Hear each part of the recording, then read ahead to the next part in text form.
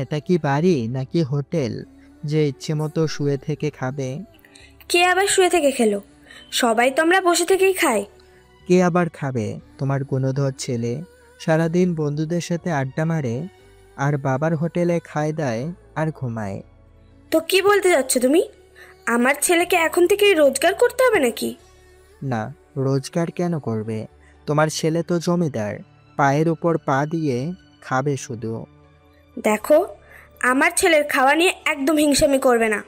ওহ, এখন আমি হিংসামি করছি তাই না?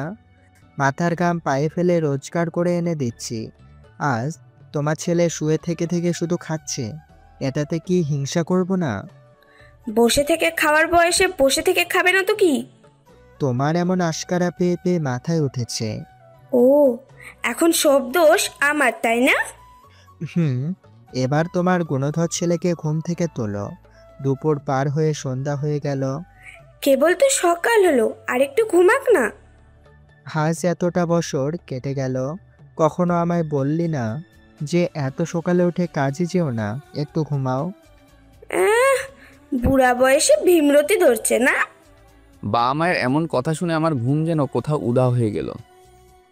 অলসের মতন আর শুয়ে না থেকে উঠে বাইরে চলে আসলাম। বাইরে এসে ব্রাশ নিয়ে বাবা মায়ের সামনে দাঁড়িয়ে পড়লাম। আমায় দেখে আম্মু কিছুটা অবাক হলো, আর বাবা তো মুখ ব্যাখ্যা করলো। আরে বাবা, তুই উঠে পড়েছিস? এহ, এমনভাবে বলছে যেন ছেলে সাত সকালে উঠে এসেছে। এই শোনো, তুমি আর কথা না বলে তাড়াতাড়ি খাওয়া দাওয়া শেষ করে কাজে চলে যাও। বাহ বাহ বাহ, এমনভাবে বলছে যেন আমি এখানকার চাকর। বেশি প্যাচাল পেরো না তো, যাও ওখান থেকে। আরে আব্বু আম্মু, তোমরা থামো তো, কি শুরু করে দিয়েছো এসব? আগের দিনে ছেলে বড় হলে বাবার কষ্ট কমে যেত, বাবার সাথে সাথে ছেলেও রোজগার করত। আর এখন ছেলে বড় হলে বাবার কষ্ট বাড়ে, ছেলের পায়ের উপর পা দিয়ে খায়, আর বাবাকে কাজ করতে হয়। আরে বাবা, কি করব বলো? কাজ আমাকেই খুঁজে পায় না, থুক্কু, আমি কাজকে খুঁজে পাই না। সকাল 12টা পর্যন্ত ঘুমিয়ে থাকলে কি করে কাজ খুঁজে পাবি? তো কি করলে পাবো, তুমি বলে দাও। চল আমার সাথে, দেখি। আমি এত পড়াশোনা জানা ছেলে হয়ে আমি কেন কাজ খুঁজতে যাব? কাজ নিজে থেকে আমাকে খুঁজে নিবে। আচ্ছা, আজকে আমি যে সাহেবের সাথে কথা বলবো নি। এতে মন্দ কিছু নেই। শোনো, তুমি দেখে শুনে আমার ছেলেকে সহজ কাজগুলো দেবে, কষ্টের কাজ করতে পারবে না। কেন পারবে না? হ্যাঁ, তোমার ছেলে এখনো ছোট আছে নাকি? এর সমান ছেলেরা কত বেড়াচ্ছে দেখো। দেখো, অন্যের ছেলের তুলনায় আমার ছেলের সাথে করবে না। আমার ছেলে একদম খাঁটি সোনা, তাই না বাবা? হ্যাঁ আমার লক্ষ্মী আম্মু। আয় বাবা, খেতে আয়। ঠিক আছে আম্মু, চলো। এহ, এমন ভাব করছে যেন মনে হচ্ছে ওর ছেলে মহাভারত শুদ্ধ করতে যাবে। ওখানে দাঁড়িয়ে বিড়বিড় না করে রুমে এসে খেয়ে নাও। ছেলেকে যেভাবে নরম সুরে ডাকলে আমাকেও তো একটু নরম সুরে ডাকা যায়। আহ, এরপর আমি আব্বু আম্মু মিলে খেতে বসলাম। আমি আর আব্বু খেতে বসলাম, আম্মু আমাদের খেতে দিল। সাথে সাথে আপনাদের সাথে পরিচিত হয়ে নি, আমি হলাম শাকিল মাহমুদ, বাবা মায়ের আদরের একমাত্র সন্তান। কেউ দেখলে বলবে বাবা মা আমাকে অনেক বেশি অবহেলা করে, কিন্তু না, বাবা মা উভয়ই আমাকে অনেক বেশি ভালোবাসে। আমি যেন কোনো সময় কষ্ট পেয়ে না থাকি বা মন খারাপ করে না থাকি, সেজন্য বাবা মা আমার সঙ্গে বন্ধুর মতন আচরণ করে। বাবা আমার সাথে অনেক ফ্রি, আমিও বাবাকে অনেক সম্মান করি, ভালোবাসি, শ্রদ্ধা করি। আজ পর্যন্ত পৃথিবীতে যদি সবচেয়ে বেশি কাউকে ভালোবেসে থাকি তাহলে সেটা হচ্ছে আমার বাবা মা। আমার কাছে মনে হয় পৃথিবীর সবচেয়ে সেরা বাবা মা হচ্ছে আমার বাবা মা। পৃথিবীতে যদি সেরা মায়ের প্রতিযোগিতা হতো তাহলে নিশ্চয়ই আমার বাবা মাই প্রথম হতো। আমার মতো অনেক ছেলেমেয়ে আছে যারা আমার মতোই ভাবনা চিন্তা করে, তাদের কাছেও তাদের বাবা মা পৃথিবীর সেরা বাবা মাই মনে হয়। এটাই নিয়ম, সবার কাছে সবার বাবা মাই পৃথিবীর সেরা বাবা মা। তবে কিছু কিছু সন্তান আছে যারা সেই সেরাটা চিনতে পারে না, বুঝতে পারে না যে তার পাশে একটা পৃথিবীর সেরা মানুষ রয়েছে। চোখ থাকতে কেউ চোখের মর্ম বুঝে না, ঠিক তেমনি বাবা মা কাছে থাকতে কেউ তার মূল্য বুঝতে পারে না। আমি জ্ঞানীদের এই কথাটিকে পুরোপুরি বিশ্বাস করি, যার জন্য তাদের সম্মান করি, ভালোবাসি। জানি না আত্মসম্মান ভালোবাসা কতদিন টিকিয়ে রাখতে পারবো, তবে আমার জীবনে মরণ দিয়ে হলেও বাবা মাকে আমি ভালোবেসে যাব। তো যাই হোক, আমরা মধ্যবিত্ত পরিবারের মানুষ, কাজ না করলে আমাদের দিন চলে না। বাবা চৌধুরী বাসায় কাজ করে আর মা বাসায় থাকে। বাবার রোজগারের টাকায় আমরা চলি। আমাদের দ্বিতীয় আয়ের উৎস বলতে বুঝি শুধুমাত্র মায়ের কিছু হাঁস মুরগি পালন করি, সেগুলোর থেকেই রোজগার আছে। পড়াশোনা তেমন করতে পারিনি। এসএসসি পাশ করার পর বেকার বসে আছি, কারণ কলেজে ভর্তি হলে অনেক টাকার প্রয়োজন, আবার তার উপর অনেক খরচ। পড়াশোনা ছাড়া আর মেইন কারণ এইটাই না। মেইন কারণ হচ্ছে আজকালকার দিনে ভালো পড়াশোনা দিয়ে কিছুই হয় না। যতই ভালো ছাত্র হও, যতই ভালো সার্টিফিকেট থাকুক না কেন, টাকা না থাকলে কোনো কাজেই আসবে না সেই সার্টিফিকেট। একটা চাকরি নিতে গেলে টাকার প্রয়োজন, একটা শিক্ষক হতে গেলে টাকার প্রয়োজন, আর এতগুলো টাকা দিয়ে আমাকে চাকরি নিয়ে দেওয়ার মতন ক্ষমতা আমার বাবা মায়ের নেই। সেজন্য পড়াশোনা বাদ দিয়ে আমি বেকার জীবন কাটাচ্ছি। সবার মতন আমিও চাই বাবার পাশে দাঁড়াবো, বাবার কষ্ট থেকে একটু কমাবো, বাবার সাথে আমিও সংসারের হাল ধরবো। কিন্তু এত সহজে কোথায় কাজ পাবো আর কী বা করবো এসএসসি সার্টিফিকেট দিয়ে? অনেক দিন থেকেই ঘুরছি, কিন্তু আজ পর্যন্ত না পেয়েছি কোনো চাকরি আর না কাজ। তবে আজ সকালে বাবা যা বলল, চৌধুরী সাহেবকে নাকি আমার জন্য চাকরির একটা ব্যবস্থা করতে বলবে। দেখা যাক বাবা কি করতে পারে। কথা বলতে বলতে খাওয়া দাওয়া শেষ হয়ে গেল। আব্বু খাওয়া দাওয়া শেষ করেই উঠে চলে গেল, আর আমি খাওয়া দাওয়া শেষ করে আবার রুমে আসলাম। বাইরে কোথাও একটু ঘুরতে যাব, বন্ধুদের সাথে আড্ডা দেওয়া ছাড়া আমার আর কি কাজ আছে। আড্ডা দেওয়ার উদ্দেশ্য থেকেই বেরিয়ে পড়লাম। বাসা থেকে বেরিয়ে সোজা চলে আসলাম করিম চাচার চায়ের দোকানে। করিম চাচার দোকানের সামনে আমাদের সকল বন্ধুরা এসে আড্ডা দিই। ছোট থেকে আমাদের এই জায়গাটা অনেক প্রিয়। করিম চাচার দোকানের সামনে আমার সকল বন্ধুরা এসে আড্ডা দিই। ছোট থেকে আমার এই জায়গাটা অনেক প্রিয়। করিম চাচার দোকানের সামনে এসে দাঁড়িয়ে দেখি সকল হারামিরা এসে হাজির হয়ে গেছে। যেহেতু আমিও সেই হারামি, তাই আমিও তাদের সাথে যোগ দিলাম। কিরে দোস্ত, কি খবর? এই তো দোস্ত, চলছে কোনো রকম। তোদের সবার খবর কি? আমাদের একরকম চলছে বস। এখানে তারপর আমি তাদের পাশে বসে পড়লাম। সেখানে বসে সবার সাথে আড্ডা দেওয়া শুরু করলাম। আড্ডা দিতে দিতে হঠাৎ একটা মেয়ে আমাদের সামনে এসে হাজির হলো। আমি মেয়েটার মুখের দিকে তাকিয়ে চিনতে পারলাম। মেয়েটার নাম সুমি। মাঝে মধ্যে তার সাথে একটু কথা হতো। স্কুলে থাকতে তার সাথে আমার পরিচয় হয়েছিল। তারপর থেকে মাঝে মধ্যে একটু একটু কথা হয়। আরে সুমি, কি অবস্থা? ভালো। তা এখানে কেন? তোমার সাথে একটু কথা ছিল। হ্যাঁ বলো। এখানে নয়, তোমার সাথে একা। দেখো সুমি, আমার বন্ধুরা আমার কলিজা, তার মানে আমার। আর তাই তোমার যা বলার আছে সবার সামনেই বলতে পারো। ওভার অ্যাক্টিং করার দরকার নেই, যাও সাথে। আরে বন্ধু, কি অ্যাক্টিং? তাহলে মনে হয় আমি করছি। এবার যা এখান থেকে, শালা। তারপর আমি মুখের কয়েকটা দাঁত বের করি এবং একটা হাসি দিয়ে সেখানে দাঁড়িয়ে সবার সাথে একটু পাশে আসলাম। হ্যাঁ বলো, কি বলবে? আসলে আমি বুঝতে পারছি না কথাটা কিভাবে বলবো। তাহলে এখন যাই, যখন বুঝতে পারবে তখন ডাকিও, ঠিক আছে? আরে শোনো, হ্যাঁ হ্যাঁ বল। কথাটা বলার খুব দরকার, কিন্তু আমার ভয় করছে। কোথা থেকে যে শুরু করব সেটাই বুঝতে পারছি না। সেই জন্য তো বললাম এখন যাই, তুমি যখন বুঝতে পারবে তখন আসবো। দাঁড়াও দাঁড়াও, বলছি। হ্যাঁ বলো তাড়াতাড়ি। স্কুলে তোমায় প্রথম দেখার পর থেকে আমার ভালো লেগেছে। সারাক্ষণ শুধু তোমার কথাই ভাবি। তোমায় দেখার জন্য ছুটে বেড়াই, তোমার সাথে কথা বলার জন্য ছটফট করি, তোমার কণ্ঠ শোনার জন্য তোমার পিছন পিছন ঘুরি। প্রথমে আমি এসবের মানে বুঝতে পারিনি, কিন্তু এখন বুঝতে পারছি। আমি তোমায় ভালোবাসি। এই কি বলো এসব? মাথা কি ঠিক আছে তোমার? আমি সত্যি বলছি, আর আমার মাথাও ঠিক আছে। আমি সত্যি সত্যি তোমায় ভালোবাসি। তারপর তোমায় ছাড়া যে বাঁচবো না। এরকম আরো মিথ্যা মিথ্যা কথা বললাম। সবাই সুমির সাথে দেখা করুন। মানে? এই কথাটা আমি মাইকে বলতে যাচ্ছি। দেখো শাকিল, ফাজলামি করো না। আমি সিরিয়াসলি বলছি, আমি তোমায় ভালোবাসি। সেটা কখন থেকে? তোমায় দেখার পর থেকে। ভালো তো। তা আমাদের জন্য কি কি করতে পারবে? সব কিছু করতে পারবো। আচ্ছা চলো, আমার এক বন্ধুর মোটরসাইকেল নিয়ে কাজী অফিসে যাই। কেন? কাজী অফিসে আবার মানুষ কেন যায়? কি বলছো এসব? হ্যাঁ ঠিক বলেছি তো। তুমি তো বললা আমার জন্য তুমি নাকি সব কিছু করতে পারবে। তাহলে চলো আমরা বিয়ে করে ফেলি। না মানে, আজকে তোকে বলবো আমরা প্রেম শুরু করলাম, কয়েকদিন যাক, তারপর বিয়ের কথা ভাববো। কয়েকদিন পর ভাববে মানে কি? তুমি তো আমায় ভালোবাসো, আর ভালোবাসার মানুষকে বিয়ে করতে সমস্যা কোথায়? সমস্যা নেই, কিন্তু কিন্তু কি? আমার বাবা মা তো মানবে না। আগে আমরা বিয়ে করিনি, তারপর এমনিতেই মেনে নেবে। বিয়ে তো করবো, এত তাড়া কিসের? আজকেই করব, চলো। আসলে সাকিল, আমার একটু বাসায় যেতে হবে, বাবা ডাকছে। তোমার সাথে কালকে কথা হবে। কালকে আমার প্রপোজার উত্তর দিবে। কিন্তু আচ্ছা বাই বাই। এ কথা বলে ওখান থেকে চলে গেলে আমি দাঁড়িয়ে থেকে মুচকি মুচকি হাসলাম আর ভাবলাম বর্তমানে এটাই ভালোবাসা। প্রেম করবে ঠিকই, কিন্তু বিয়ে করবে না। ছেলে হোক বা মেয়ে হোক, কেউ আলাদা নয়। 100 জনের মধ্যে 99 জনই টাইম পাস হিসেবে ভালোবাসাকে মানে। কিন্তু ভালোবাসা যে একটা সুন্দর পবিত্র জিনিস, সেটা আজকে সবাই ভুলেই গেছে। বর্তমানে ছেলেমেয়েরা খারাপ দিকে চলে গেছে। প্রেম করলেই শারীরিক মেলামেশা করতে হবে, প্রেম করলেই ডেটিংয়ে যেতে হবে। এসব কিছু প্রেমের নামে ধর্ষণ। প্রেমের নামে আজকাল এরকম ধর্ষণ হাজার হাজার হয়ে যাচ্ছে, কিন্তু কেউ কিছু করতে পারছে না। কারণ কে কি বলবে? যেখানে দুজন রাজি আছে সেখানে বাইরের মানুষ গিয়ে কি বলবে আর কি বাধা দেবে? কিভাবে তাদের পাপ কাজ থেকে ভালো কাজে ডেকে আনবে?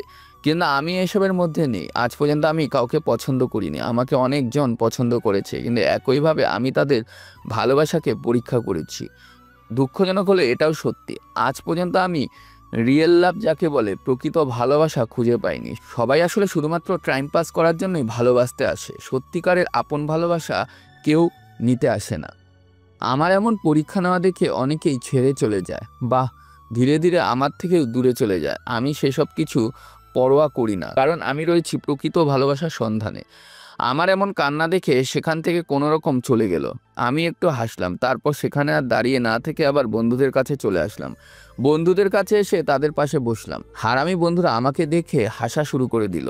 তারা এমন ভাব করতে লাগলো যেন আমি মহাভারত জয় করে ফেলেছি। কিরে মামা, খবর? মেয়েটা তোকে আড়ালে নিয়ে গিয়ে কি করলো? প্রপোজ। ফেসবুক ফ্রেন্ড রিকোয়েস্ট পাঠালে যেমন সবাইকে ঝুলিয়ে রাখে, ঠিক তেমনি একেও ঝুলিয়ে রাখলাম।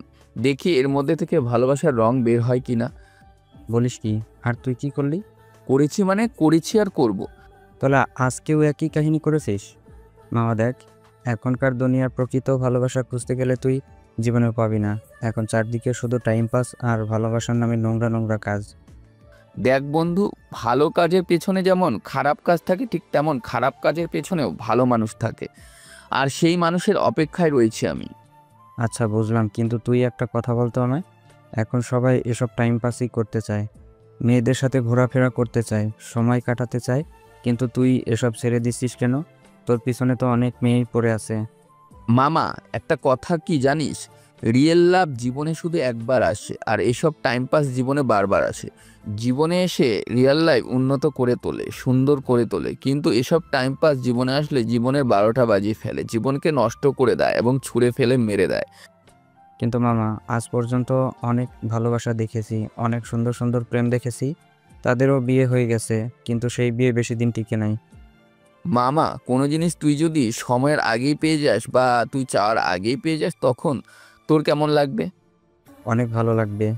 মামা, বিয়ে এমন একটা জিনিস, একটা মেয়ের প্রতি যে একটা আকর্ষণ, মায়া থাকে, যারা এই মায়ার আকর্ষণের নেশা নষ্ট করে ফেলে তারা বা তাদের সম্পর্ক বেশি দিন টিকে না। তোর কথায় যুক্তি আছে। আমি এত জ্ঞানী নয় যে তোকে সুন্দর করে বুঝাতে পারবো। আমি যতটুকু পেরেছি তোকে বোঝানোর চেষ্টা করেছি। হ্যাঁ বন্ধু, বুঝতে পারছি। আচ্ছা, সব বাদ দে, চলো কোথাও ঘুরতে যাই। কিন্তু যাবিটা কোথায়? যে কোনো এক জায়গায় চল, বসে থাকতে আর ভালো লাগছে না, বোরিং লাগে। আচ্ছা ঠিক আছে, চল। তারপর আমরা সেখান থেকে উঠে ঘোরার জন্য বেরিয়ে পড়লাম। কোথায় ঘুরতে যাব ঠিক করলাম না, ফাজলামি করছি আর হাঁটছি। এভাবে হাঁটতে হাঁটতে অনেক দূর চলে আসলাম। সেখান থেকে আড্ডা দিয়ে দুপুরবেলা বাসায় ফিরলাম। বাসায় এসে গোসল করে নিলাম। শোনো, এসব ফুল আর গাছের তোকে যত্ন নিতে হবে না। ঠিক আছে, আমি বুঝে গেছি। টিভিতে দেখিস না, গাছের পাতা কেটে সুন্দর করে সাইজ করে রাখতে হবে। এভাবেই এসবের পরিচর্যা করতে হবে তোকে। ঠিক আছে। তারপর সেখান থেকে আব্বু আমায় নিয়ে বাসার ভিতর চলে গেল। বাসার ভিতর আমায় দাঁড়িয়ে থাকতে দেখে আব্বু নিজের কাছে চলে গেল। আমি সেখানে চুপচাপ দাঁড়িয়ে রইলাম। নতুন জায়গা, সেজন্য কি করব বুঝতে পারলাম না, তাই দাঁড়িয়ে আছি। এমন সময় চৌধুরী সাহেব আমার কাছে আসে। শাকিল, তুমি দাঁড়িয়ে থাকো, আমার মেয়ে আসছে। জি আঙ্কেল। আমি কিছুক্ষণ দাঁড়িয়ে রইলাম। একটু পর সিঁড়ি বেয়ে নেমে আসলো এক অচেনা সুন্দরী পরী। পরনে কালো ড্রেস, চুলগুলো ছেড়ে দেওয়া, হালকা মেকআপ আর সাথে একটু বেশি লিপস্টিক। তাকে দেখে আমি কিছুটা অন্যমনস্ক হলাম। তারপর নিজেকে নিজেই সামলে নিলাম। প্রথম দিন এমন করলে আমার চাকরি একদিনও টিকবে না। শাকিল, এটা হচ্ছে আমার একমাত্র মেয়ে বৃষ্টি। বাবা, এটা কে? মা, এটা হচ্ছে তোর bodyguard Shakil Mahmud. High madam. Okay madam. বাবা এই বডিগার্ড হিসেবে যাচ্ছে নাকি আমার সাথে ঘুরতে যাচ্ছে? তোর বডিগার্ড হিসাবে। তাহলে এই ড্রেস কোথায়? আরে মা, আজকে তো প্রথম, আজকের দিনটা যাক, তারপর না হয়। বাবা এটা কি আমার বডিগার্ড নতুন? না, কেন বলতো? তাহলে তুমি কেন এমন করছো? এই এই ছেলে, এই যা এক্ষুনি ড্রেস পরে আই। তারপর আমি সেখান থেকে চলে আসলাম আর মনে মনে ভাবলাম যে মেয়ের পাল্লায় পড়েছি জীবন আমায় তেনা তেনা করে দেবে। আমি সেখান থেকে চলে আসলাম, ভেতরে বাবাকে ডাক দিলাম। আব্বু আমার কাছে আসলো আর জিজ্ঞেস করলো কি হয়েছে, কেন ডাকলাম। তখন আমি আব্বুকে সব খুলে বললাম। শাকিল, চৌধুরী সাহেবের মেয়ে একটু বেশি রাগী। রেগে গেলে সে অনেক কিছুই করে ফেলে, তাই তোর তার থেকে সাবধানে থাকবি। আচ্ছা ঠিক আছে। তার সাথে কোনো রকম ফাজলামি করবে না, বা এমন কোনো কাজ করবে না যে সে রেগে যায়। আমি বুঝে গেছি, এবার আমাকে বডিগার্ডের পোশাকটা দাও। এই নে ধর, ওই রুমটা গিয়ে চেঞ্জ করে নে। ওকে। তারপর আমি আব্বুর কাছ থেকে পোশাকটা নিয়ে সামনের রুমটায় চলে গেলাম। রুমের ভিতরে প্রবেশ করে দরজা লাগিয়ে দিয়ে আবার আগের জামা কাপড় খুলে বডিগার্ডের ড্রেস পরে নিলাম। এবার একদম বডিগার্ড দেখাচ্ছে। আমি সেখানে আর বেশিক্ষণ দাঁড়িয়ে না থেকে রুম থেকে বেরিয়ে সোজা চলে আসলাম বৃষ্টির সামনে। এবার ঠিক আছে। আগের বার দেখে মনে হচ্ছিল তো সে আমার বডিগার্ড নাই, আমার বয়ফ্রেন্ড। হয়েছে মা, এবার তো ঠিক আছে নাকি? হ্যাঁ একদম পারফেক্ট। ওকে, তাহলে এবার যা। ওকে বাই বাবা। বাই। বৃষ্টি তার বাবাকে যাই বলে বের হলো, তার পিছন পিছন আমিও বেরিয়ে আসলাম। বাইরে এসে বৃষ্টি দাঁড়িয়ে পড়ল, এটা দেখে আমিও দাঁড়িয়ে পড়লাম। বৃষ্টি পেছনের দিকে তাকে আমায় দেখে খুব রেগে গেল। আমিও কিছু বলে ওঠার আগেই সে ঠাস করে আমার গালে থাপ্পড় মেরে দিল। এই চাকরের বাচ্চা চাকর, তোকে কি এখানে মুখ দেখার জন্য রাখা হয়েছে? না ম্যাডাম, কিন্তু আমি কি করব? কি করবে মানে? আমি কলেজে যাওয়ার জন্য বেরিয়ে আসলাম, তুই এখানে এসে আমার জন্য গাড়ি ডাকবি? ও সরি ম্যাডাম, আসলে আমি নতুন তো সেজন্য কিছু জানি না। তোকে চাকরিটা দিয়েছে কে রে? হ্যাঁ, আমি হলে তো ঘাট ধাক্কা দিয়ে বের করে দিতাম। যত সব ছোট লোকের বাচ্চা। সরি ম্যাডাম, আমি ড্রাইভারকে ডাকছি। এই কথা বলে আমি দৌড়ে গিয়ে ড্রাইভারকে ডাক দিলাম। ড্রাইভার গাড়ি নিয়ে বৃষ্টির সামনে এসে হাজির হলো। তখন বৃষ্টি গাড়িতে উঠে বলল। এরপর গাড়ি তার নিজ গতি অনুযায়ী রওনা দিয়ে দিল। বৃষ্টি পেছনের সিটে বসলো আর আমি সামনে ড্রাইভারের পাশের সিটে বসলাম। যেতে যেতে বৃষ্টির কলেজের সামনে চলে আসলাম।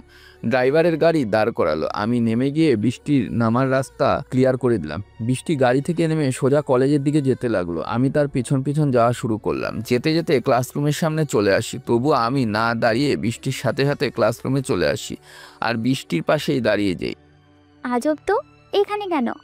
আমি তো ডিউটি করতেছি। কিন্তু ক্লাসরুমে কেন? স্যার বলেছে 1 সেকেন্ডের জন্য যেন তোমাকে একা না রাখি। তাই বলে তুই আমার ক্লাসরুমের ভিতরে চলে আসবি? হ্যাঁ, সব জায়গায় আপনার সাথে সাথে থাকার আদেশ দিয়েছে। তোর আদেশে গুল্লি মারি, যা এখান থেকে। সরি ম্যাডাম, আমি যেতে পারবো না। তুই সামান্য একটা বডিগার্ড হয়ে আমার অর্ডার অমান্য করছিস? তোর তো সাহস কম না? আপনার বাবা আমায় আদেশ দিয়েছে, তাই তার আদেশ অমান্য করার মতন ক্ষমতা আমার নেই। তুই এখান থেকে যাবি? সরি ম্যাডাম, এটা আমি করতে পারবো না। আমার কাজ আমাকে করতে দিন প্লিজ। তোকে এখান থেকে যেতে বলেছি, তুই যাবি, নয়তো আমি তোকে। বডিগার্ডের কি কাজ হয় বলেন তো দেখি? তুই কি এখন আমায় এসব শেখাবি? ক্লাসে স্যার এসেছে, তুই এখান থেকে যা। সরি ম্যাডাম, আমি যেতে পারবো না। উফ। এমন সময় ক্লাসের স্যার আসলো। আমি ওখানে দাঁড়িয়ে আছি। সবাই দাঁড়িয়ে স্যারকে সম্মান দিল। ক্লাসের স্যার সবাইকে বসতে বলল। সবাই বসে পড়লাম, কিন্তু আমি বুঝলাম না। তখন স্যার আমাকে উদ্দেশ্য করে বলল, এই যে ছেলে। জি, আমায় বলছেন? এই, হ্যাঁ তোমায়। তুমি দাঁড়িয়ে আছো কেন? স্যার, দাঁড়িয়ে থাকাই আমার কাজ। কিসের কাজ? হ্যাঁ বসো বলছি। সরি স্যার, আমি বুঝতে পারবো না। আসার সময় কি প্যান নষ্ট করে দিয়েছো? স্যারের এমন কথা শুনে ক্লাসে থাকা সবাই জোরে জোরে হাসতে লাগলো। আমি সবার দিকে এক নজরে তাকালাম, তারপর স্যারের দিকে তাকিয়ে উত্তর দিলাম, তাহলে দাঁড়িয়ে থেকে কি দেখছো? বসো। স্যার আমি আপনাকে বললাম তো আমি বসতে পারবো না। আমি কোনো স্টুডেন্ট না। স্টুডেন্ট না তাহলে ক্লাস এখানে এসছো? ক্লাসে এসেছি বডিগার্ড হয়ে। কার বডিগার্ড হয়ে? আর কেমন বডিগার্ড? চৌধুরী সাহেবের মেয়ে বৃষ্টি। বৃষ্টি? ছেলেটা কি সত্যি বলছে? ও কি তোমার বডিগার্ড? না স্যার, আমি ওকে চিনি না। ম্যাডাম, আপনি এসব কি বলছেন? আমি তো আপনার বডিগার্ড, বাসা থেকে আপনাকে নিয়ে আসলাম। এই ছেলে চুপ কর। আমার বাবার অনেক টাকা দেখে তুই আমার বডিগার্ড হয়ে আমার বাসার চেষ্টা করছিস না? ম্যাডাম, এসব কি বলেন? আপনার বাবাই তো আমাকে বডিগার্ড হিসেবে রাখলো। চুপ কর মিথ্যাবাদী, অনেকক্ষণ থেকেই তো মিথ্যা মিথ্যা কথা শুনে যাচ্ছি। আমি কেন এখানে মিথ্যা বলবো? মিথ্যে বলে আমার কি লাভ? লাভ লসের হিসেব তো দেখাই যাচ্ছে। এই ছেলে, এই তুমি এতগুলো ছাত্রর সামনে আমার সামনে মিথ্যে কথা বললে? তোমার এত বড় সাহস? স্যার, আমি মিথ্যা বলছি না, আমি সত্যি বলছি। সেটা তো দেখতেই পেলাম। এই মুহূর্তে ক্লাসরুম থেকে বেরিয়ে যাও, আর কখনো যেন তোমায় আমার চোখের সামনে না দেখি। কিন্তু স্যার। বেরিয়ে যেতে বলেছি। Okay sir. তারপর আমি আর কিছু না বলে সেখান থেকে বেরিয়ে চলে আসলাম। সবাই আমার দিকে অবাক দৃষ্টিতে তাকিয়ে আছে। আমি কারো দিকে তাকিয়ে না থেকে কাউকে কিছু না বলেই চলে আসি। বাইরে এসে একটা টেবিলে এসে বসে পড়ি। অনেকক্ষণ বসে থাকার পর দেখলাম বৃষ্টির ক্লাসের স্যার বের হয়ে গেছে। আমি ভাবলাম তার কাছে যাব, কিন্তু সাহস পেলাম না। এখন যদি তার কাছে সে যদি আবার অভিনয় করে তাহলে আবার অপমানিত হতে হবে। তাই ভাবলাম না যাওয়াই ভালো। অযথা অপমান হওয়ার কি দরকার? কলেজের কোণে আমি বসে আছি, অনেকক্ষণ থেকেই বসে আছি। অনেক বোরিং লাগছে। একা একা বসে থাকা কি আর ভালো লাগে? এমন সময় আমার পাশে কে যেন এসে বসলো। আমি পাশে তাকিয়ে দেখি একটা মেয়ে। আমি তার থেকে একটু সরে গিয়ে বসলাম। মেয়েটা আমায় এমন কাণ্ড দেখে একটু মুচকি হাসলো। আমি তার দিকে কোনো খেয়াল করলাম না, আমি আমার মতন বসে রইলাম। তখন মেয়েটা বলল, হাই, আমি রুমা। হ্যালো, আমি শাকিল মাহমুদ। তো এখানে একা একা বসে থেকে কি করছেন? তেমন কিছু না, সময় গুনতেছি। কেন এত কিছু থুয়ে তুমি মানে আপনি সময় গুনতে আছেন কেন? কখন সময় পার হবে আর কখন আমার ডিউটিটা শেষ হবে, এজন্য আমি সময় গুনতেছি। তা তো বুঝলাম, কিন্তু কিসের ডিউটি? বডিগার্ডের বিউটি, আমায় বসিয়ে রাখা হয়েছে। ও, কিন্তু কার বডিগার্ড আপনি? বৃষ্টির বডিগার্ড আমি। আরে বৃষ্টি তো আমার বেস্ট ফ্রেন্ড, কিন্তু ওর বডিগার্ড তো অন্য কেউ ছিল। অন্য কেউ ছিল মানে? মানে অন্য কেউ হওয়ার কথা ছিল। ও, আমরা কি তুমি করে বলতে পারি? হ্যাঁ বলতে পারি, যদি আপনার কোনো আপত্তি না থাকে। আরে ধুর, আমি নিজে তুমি করে বলার অনুমতি দিচ্ছি, আবার আমার কিসের আপত্তি থাকবে? আচ্ছা তাহলে ভালো। আসলে কলেজে আসতে আমার একটু লেট হয়ে গেছে। এখন ক্লাসরুমে গেলে স্যার অনেক বকা দেবে, তাই প্রথম ক্লাস করব না। তারপর আমি আর রুমা সেখানে বসে থেকে গল্প করতে লাগলাম। গল্প করতে করতে অনেকটাই ফ্রি হয়ে গেলাম। রুমা অনেক ভালো মনের একটা মেয়ে, অনেক হাসি খুশির মধ্য দিয়ে কথা বলে। একটু পরে সেও হাসছিল। তার হাসি দেখে আমারও হাসি পাচ্ছে এবং তার মুখের দিকে তাকিয়ে আমিও হাসছি। এভাবেই কিছুক্ষণ সময় কেটে গেল। প্রথম ক্লাস শেষ হওয়ার পর রুমা উঠে ক্লাসরুমে চলে গেল। তারপর আমি আবারও একা একা বসে থাকলাম। একা বসে থাকতে থাকতে কিছুক্ষণ কেটে গেল। অনেকক্ষণ পর দেখলাম কলেজ শেষ হয়ে গেল। আমিও তাকিয়ে দেখি বৃষ্টি তার বন্ধু বান্ধবদের সাথে আড্ডা দিচ্ছিল। আমি উঠে বৃষ্টির কাছে গেলাম। গিয়ে দেখি বৃষ্টি ছেলে বন্ধুদের সাথে কথা বলছিল। আমি ছেলেদের দিকে তাকিয়ে দেখি ছেলেদের মধ্যে কয়েকজন বৃষ্টির দিকে খারাপ নজর দিচ্ছে। একটা মেয়ের দিকে তাকিয়ে বুঝতে পারে সেই মেয়ে একটা ছেলেকে দেখে কি নজরে তাকাচ্ছে। আবার একটা ছেলের দিকে তাকিয়ে বুঝতে পারে যে ছেলে সেই মেয়েটার দিকে কি নজরে তাকাচ্ছে। মেয়েদের এই দুই শক্তি রয়েছে, কিন্তু মেয়েদের সেরকম শক্তি নেই। কিন্তু একটা ছেলে হয়ে একটা ছেলের ভাবভঙ্গি বোঝার ক্ষমতা আমার আছে। আমি সেই ছেলেটার দিকে তাকিয়ে দেখি ছেলেটা বৃষ্টির দিকে খারাপ নজরে তাকিয়ে আছে। আমি কিছু বললাম না, কারণ এখন আমি কিছু বলতে গেলে উল্টা আমি অপমানিত হব।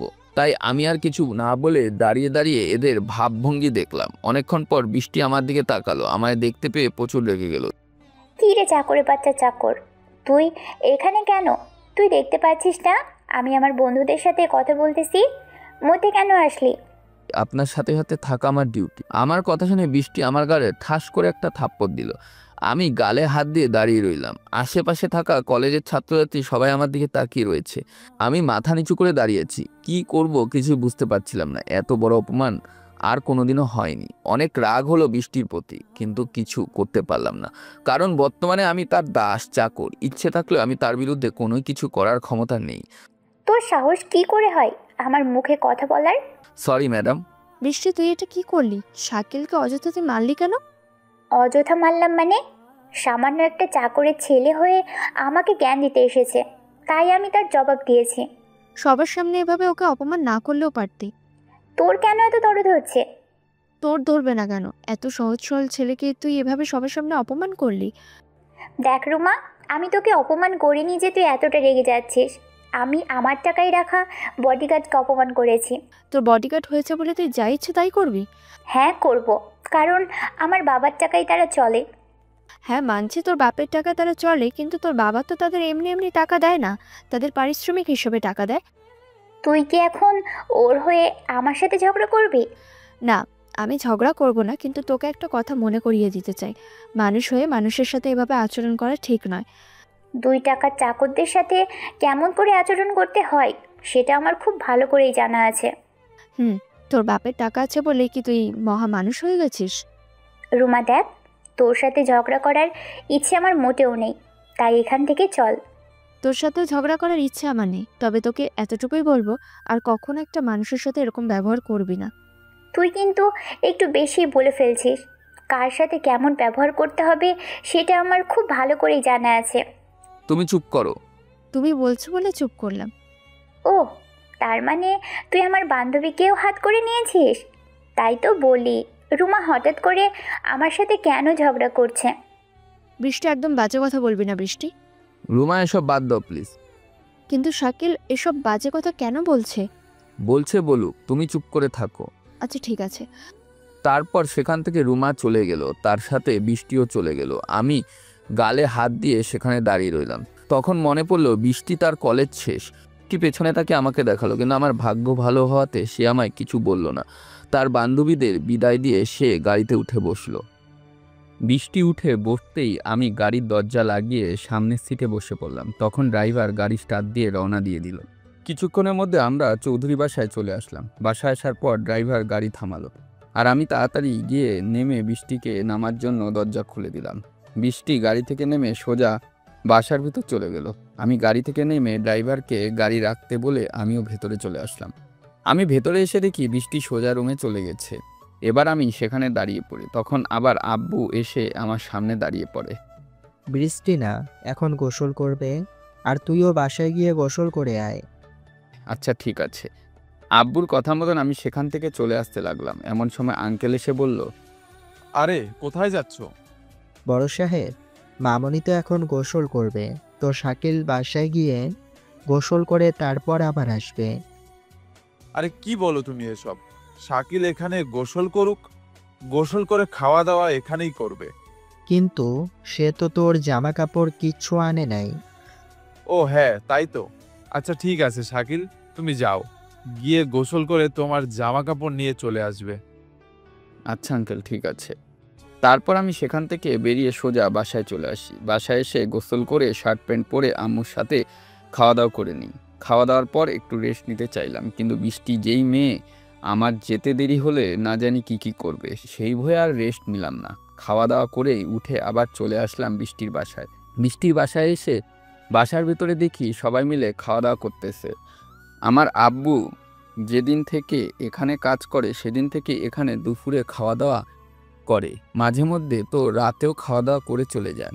দরজায় দাঁড়িয়ে দেখলাম সবাই ভেতরে খাওয়া দাওয়া করছে, সেই জন্য আমি এর ভেতরে গেলাম না। দরজা থেকে আবার বাইরে চলে আসলাম। বাইরে এসে দাঁড়িয়ে পড়লাম। ভাবলাম খাওয়া দাওয়া শেষ না হওয়া পর্যন্ত ভিতরে যাওয়া যাবে না, তাই বাইরে অনেকটা সময় কাটিয়ে দিলাম। কিছুক্ষণ পর আবার ভিতরে উকি দিলাম। তখন দেখতে পাই সবার খাওয়া দাওয়া শেষ হয়ে গেছে, আর সেজন্য আমি আর বাইরে দাঁড়িয়ে না থেকে ভেতরে চলে গেলাম। ভেতরে আসতে আঙ্কেল আমাকে ডাকলো। আমি ঠিক বুঝে উঠতে পারলাম না এ সময় হঠাৎ করে আঙ্কেল আমাকে ডাকলো কেন। আমি আঙ্কেলের সামনে গিয়ে দাঁড়িয়ে পড়লাম। আমাকে দাঁড়াতে দেখে আঙ্কেল বলল, আরে বাবা, তোমার আসতে এত দেরি হলো কেন? আসলে আঙ্কেল আমি এসে দেখি আপনারা খাওয়া দাওয়া করতেছেন, সেজন্য তখন না এসে বাইরে দাঁড়িয়েছিলাম। খাওয়া দাওয়া করেছো? হ্যাঁ আঙ্কেল করেছি।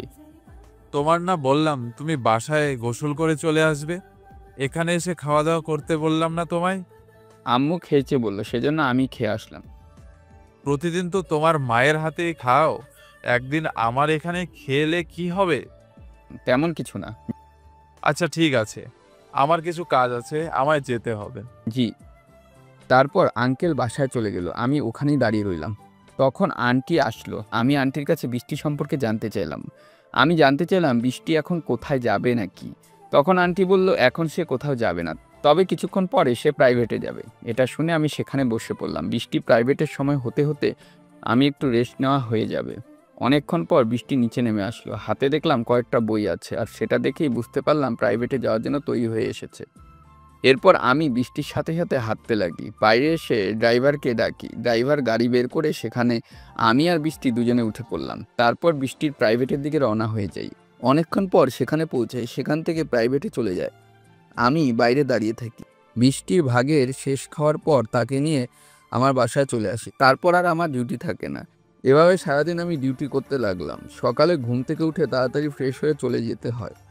বৃষ্টিকে নিয়ে কলেজে নিয়ে যাওয়ার লাগে, আবার কলেজ থেকে নিয়েও আসতে হয়, তার সাথে সাথে থাকতে হয়। এর মাঝে বৃষ্টি আমায় অনেক অপমান করে, মিথ্যা মিথ্যা কথা খুঁজে আর আমাকে সেগুলো নিয়ে অপমান করে। আমি সেগুলো কোনো কিছুই মনে করি না, কারণ বাবার পাশে দাঁড়াতে পেরেছি, এটাই আমার কাছে অনেক। এভাবে অনেকটা দিন কেটে যায়। বৃষ্টি আমায় যেখানে সেখানে অপমান করতো এবং অবহেলা করতো। সবার সামনে ছোট্ট একটা বিষয় নিয়ে হাজারটা কথা শুনিয়ে দিত। আমি চাইলেই এইসব কথার উত্তর দিতে পারি, কিন্তু আমি দেই না। মুখ বন্ধ করে সব কিছু মেনে নিই। প্রতিদিনের মতন আজকেও সকালে ঘুম থেকে উঠে আমি তাড়াতাড়ি বৃষ্টির বাসায় চলে আসি। সবাই মিলে নাস্তা করতেছি, সেই সময় আমি সেখানে উপস্থিত হই। ইচ্ছে না থাকা সত্ত্বেও ভেতরে প্রবেশ করি। আঙ্কেল ভেতর থেকে আমাকে দেখতে পেয়ে যায়। আরে শাকিল বাবা, ভেতরে এসো। হ্যাঁ আঙ্কেল বলেন। ভালো হয়েছে তুমি এসে গেছো। এখানে বসো, নাস্তা করে নাও। বাবা, তুমি কি পাগল হয়ে গেছো? তুমি এসব কি বলছো? কেন, আমি আবার কি বললাম?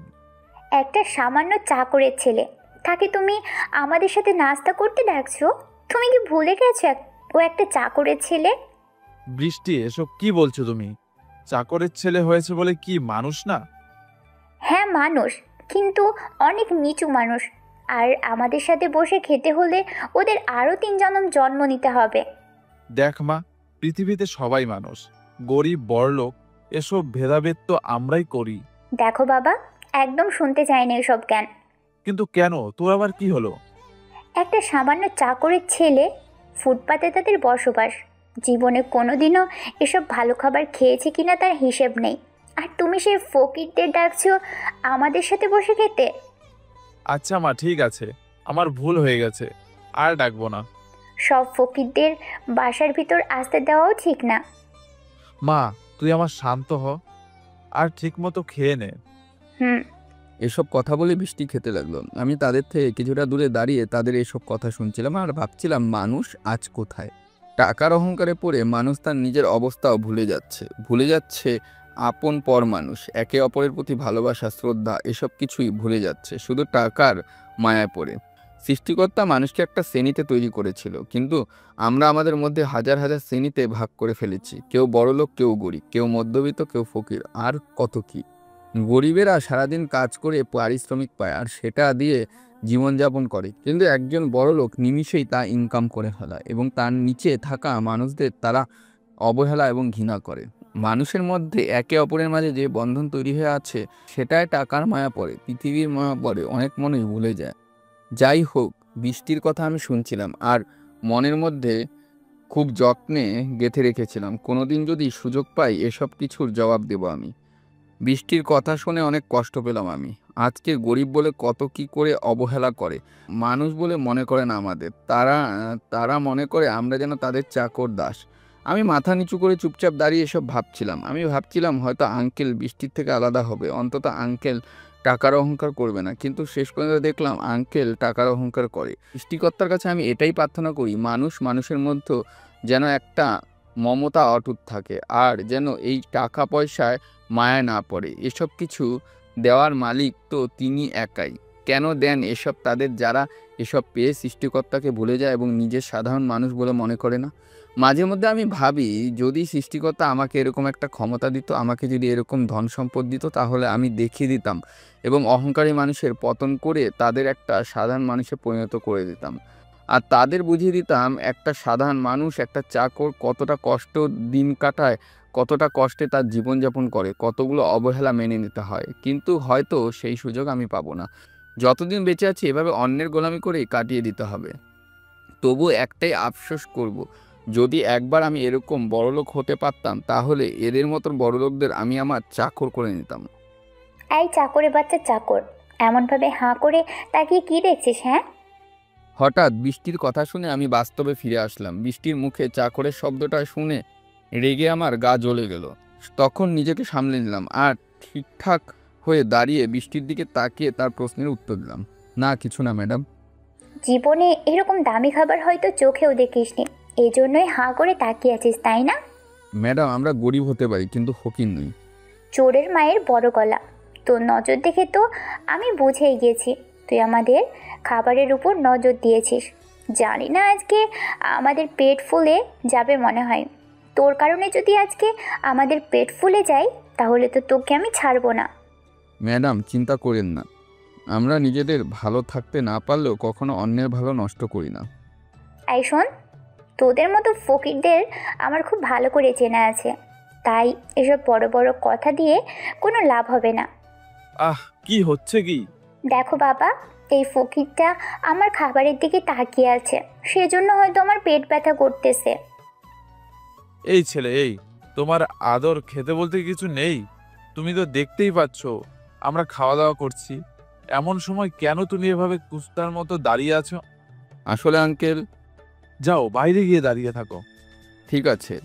এ কথা বলে আমি পেছনে ঘুরে বাইরে চলে আসলাম। কি আর করব, প্রথম দিন থেকে বৃষ্টি ইচ্ছা মতন আমাকে অপমান করলো, তারপর থেকেও সে ইচ্ছা মতো অপমান করেই যাচ্ছে, কিন্তু আজ থেকে যেন আঙ্কেলের অপমানটাও যোগ হলো, এটা ভাবতে পারিনি। কি আর করার, গরিব হয়ে যখন জন্মেছি তখন এসব মেনে নিতেই হবে। এমন সময় হঠাৎ করে আমার দু চোখ দিয়ে জল চলে আসলো, বুকের ভিতর একটা কষ্ট দেখা দিল। আমি মাথা নিচু করে সেখানে বসে পড়লাম। ভাবতে লাগলাম এরা আমাকে যেভাবে অপমান করছে তাহলে না জানি আমার বাবাকে কতটা অপমান করে। আজ পর্যন্ত কখনো দেখলাম না যে আমার বাবাকে এরা জোরে জোরে কথা বলছে, কিন্তু তাহলে এরা নিশ্চয়ই আমার বাবাকে পছন্দ করে। অনেক দিন থেকে কাজ করছে তো, তাই হয়তো এরকম মন জয় করে ফেলেছে, আর এবার আমাকেও এদের সবার মন জয় করতে হবে। কিন্তু আমি জানি না কতদিন এভাবে অপমান নিয়ে যেতে হবে। তবে আমার বিশ্বাস এসব কিছু একদিন ঠিক হয়ে যাবে এবং তার বাবা আমাকে মেনে নেবে। কিন্তু এসবের জন্য অনেক ধৈর্য ধরতে লাগে। কথা আছে সৌরে মেবা ফলে, আমারও হয়তো তাই হবে। তাই এখন আমার একমাত্র কাজ হলো ধৈর্য ধরে মন জয় করার চেষ্টা করা। বসে বসে এসব ভাবছি, এমন সময় আমার নাম ধরে কে যেন ডাকলো। অন্যমনস্ক হয়ে থাকায় কণ্ঠটা চিনতে পারলাম না, যার কারণে আমি সেখান থেকে উঠে বাসার ভিতরে আসলাম। ভেতরে এসে দেখি আঙ্কেল দাঁড়িয়ে আছে। আমি আঙ্কেলের সামনে দাঁড়িয়ে গেলাম আর আঙ্কেলকে জিজ্ঞেস করলাম আমায় কেন ডেকেছে। কেন রেখেছি মানে? এখন কিসের সময়? ও সরি আঙ্কেল, আমি ভুলেই গিয়েছিলাম। সারাক্ষণ মন কোন দিকে থাকে? কাজ করার সময় মনে রেখে দিলে কখনো কাজ হবে না, বুঝেছো? যখন তখন মন কি এদিক সেদিক যেতে দিবে না। বিশেষ করে যখন আমাদের বাসায় আসবে তখন তোমার মনকে কোথাও যেতে বারণ করবে, বুঝতে পারছো আমার কথা? জি আঙ্কেল, আমি বুঝে গেছি। এবার তাড়াতাড়ি গিয়ে ড্রাইভারের গাড়ি বের করতে বলো। বাবা, এক মিনিট। হ্যাঁ মা, বলো। অনেক দিন থেকে তোমায় একটা কথা বলবো বলবো বলে হচ্ছে না, আজকে মনে পড়লো তাই বলে দিই। হ্যাঁ মা, বলো, কি বলতে চাস? শোনো বাবা, তুমি ওকে এতগুলো টাকা দিয়ে কেন রেখেছো? এ তো শুধু আমার সাথে যায় গাড়িতে বসে আবার গাড়িতে বসে আসে, এটা তো কোনো কাজই হয় না। আর এর জন্য কেন তুমি ওকে টাকা দাও? কথাটা অবশ্যই ঠিক, কিন্তু কি করব বল না, বডিগার্ডের কাছ তো সবসময় মালিকের সাথে থাকা। হ্যাঁ, ও বডিগার্ড থাকবে, কিন্তু এতটা সহজে নয়। ও বডিগার্ডের পাশাপাশি ড্রাইভার হয়ে থাকবে। আমি ঠিক বুঝলাম না। দেখো বাবা, তুমি একে টাকা দিয়ে রাখছো, আবার ড্রাইভারকেও টাকা দিয়ে রাখছো, এত টাকা তো খরচ হচ্ছে, কিন্তু ঠিকমতো কাজ তো হচ্ছে না। তাই আমি বলছি, শাকিলকে যা টাকা দাও এর মধ্যে ও বডিগার্ডের ড্রাইভার হয়ে থাকবে। আইডিয়ার বেশ খারাপ না। হ্যাঁ বাবা, এটাই করো। কী রে চাকরে বাচ্চা, বুঝতে পেরেছিস? জি ম্যাডাম, বুঝতে পেরেছি। তাহলে হাঁ করে দাঁড়িয়ে থেকে কি দেখছিস, চল। আসেন ম্যাডাম।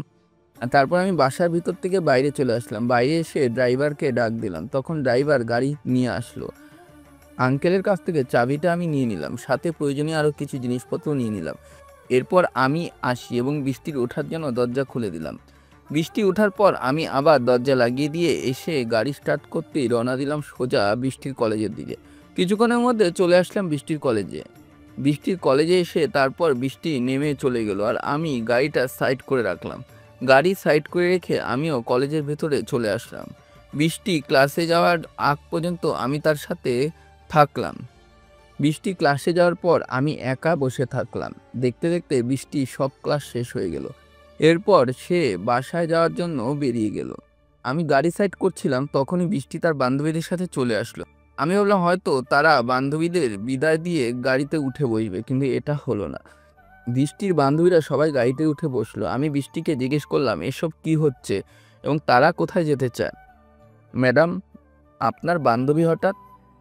এটা আমার বাবার টাকার গাড়ি, আমার বান্ধবীরা উঠবে, বন্ধু উঠবে, তাতে তোর কি? আমার কিছু না, আমি এমনিতেই জিজ্ঞেস করছি। তুই কেন জিজ্ঞেস করবি? জিজ্ঞেস করার ক্ষমতা তোকে কে দিয়েছে?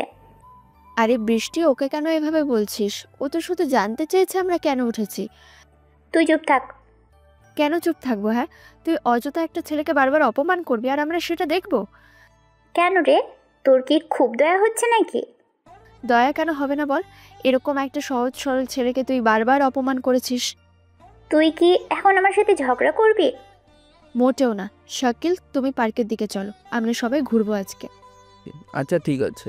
আমি আর কোনো কথা না বলে গাড়ি স্টার্ট দিয়ে রওনা দিয়ে দিলাম। এখান থেকে পাহাড় খুব একটা বেশি দূরে না, সেজন্য কিছুক্ষণের মধ্যে পার্কে পৌঁছে গেলাম। সেখানে আমি নেমে গাড়ির গেট খুলে দিলাম, তখনই বৃষ্টি নেমে গেল আর সাথে তার বান্ধবীরাও নেমে গেল। দৃষ্টি আরও সামনের দিকে হাঁটতে লাগলো, আমিও তাদের পিছন পিছন হাঁটতে লাগলাম। তাদের পিছনে আমাকে দেখে বৃষ্টি অনেকটাই রেগে গেল আর আমার কাছে এসে রাগী লুকে বলল, এই চাকর, এই তুই কি আমাদের বয়ফ্রেন্ড লাগিস? হ্যাঁ শোন, আমাদের থেকে 10 হাত দূরে থাকবি, বুঝেছিস? Okay madam. তারপর আমি বৃষ্টির কথা মতন তাদের থেকে 10 হাত দূরে পিছিয়ে থাকলাম। তার আগে যা হয়েছে, আমি তাদের থেকে 10 হাত পেছনে আস্তে আস্তে যাচ্ছি। এভাবে যেতে যেতে হঠাৎ করে কয়েকটা বাজে ছেলে তাদের সামনে চলে আসলো আর কী সব বাজে বাজে কথা বলতে শুরু করে দিল। আমি দূর থেকেই এসব দেখছিলাম, ভাবলাম হয়তো ছেলেগুলো চলে যাবে, কিন্তু আমার ভাবনা একদম ভুল হয়ে গেল। ছেলেগুলো কিছুতেই বৃষ্টিকে ছাড়লো না, উল্টো আরও বেশি বাজে বাজে কথা বলা শুরু করে দিল। আমি এবার তাড়াতাড়ি সামনে যাওয়ার সিদ্ধান্ত নিলাম, কিন্তু যেতে পারলাম না, কারণ তারা সংখ্যায় কয়েকজন বেশি আর এত লোকজনের মাঝে মারামারি একটা ঠিক দেখাবে না। সেজন্য আমি পাশ থেকে কয়েকজন ছেলেকে দেখে নিলাম, তাদের সাথে নিয়ে আমি এবার বৃষ্টির কাছে গেলাম। আমরা গিয়ে সেই বাজে ছেলেগুলোর সামনে দাঁড়িয়ে পড়লাম। কথা কাটাকাটি হতে হতে একসময় সেই ছেলেগুলো আমাদের সামনে থেকে চলে গেল। আমি বিষয়টা ঠিক বুঝতে পারলাম না। ছেলেগুলো চলে গেলে আমি আরও চুপচাপ দাঁড়িয়ে পড়লাম। এবার শয়তান ছেলেগুলো চলে গেল। এবার বৃষ্টি আমার দিকে রাগান্বিত চোখে তাকালো। আমি এসবের কিছু বুঝতে পারলাম না। হঠাৎ করে ছেলেগুলো চলে গেল আর বৃষ্টি আমার দিকে রাগান্বিত চোখে দেখছে, এসব কি হচ্ছে?